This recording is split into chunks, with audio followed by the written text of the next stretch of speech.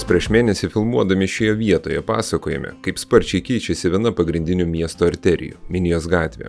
Čia, ruože nuo Baltijos prospekto iki Sausio 15 gatvės, įrengiamas naujas dviračių ir pėsčiųjų takas. O šiandien jau galime juo ir pravažiuoti.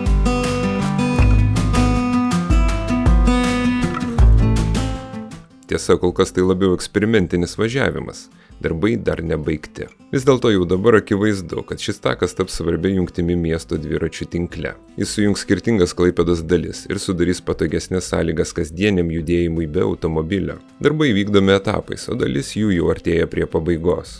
Kartu įrengiamas modernus apšvietimas, atnaujinamas viešojo transporto stotelės, statomi suoliukai ir dviračių stovai. Taip pat sprendžiamas ir lietaus vandens nutekėjimo problemas. Tad tęsdami šią optimistinę temą persikelkime dar piečiau į Smiltelės gatvę.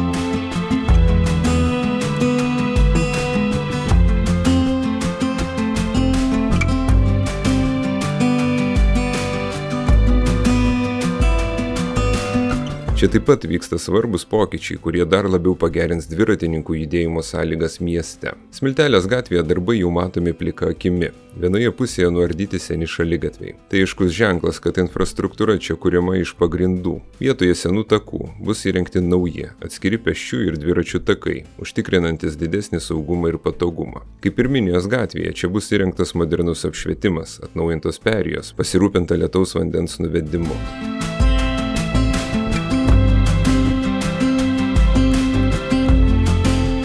Visą tai leis išvengti iki šiol buvusių problemų – prastų dangų, balų ar nepatogių perėjimų. Užbaigus projektą, Smiltelės gatvė taps svarbia jungtimi tarp Minijos gatvės ir Šilutės plento, o kartu dar viena patogia ir saugia miesto dviračių arterija. O mums belieka pasidžiaugti. Žengtas dar vienas žingsnis, kuriant vientisą ir patogų dviračių takų tinklą Klaipėdoje. Jei ši tema jums įdomi, palaikykite mus paspausdami patinka ir palikite komentarą. Ačiū, kad žiūrite ir prisidedate.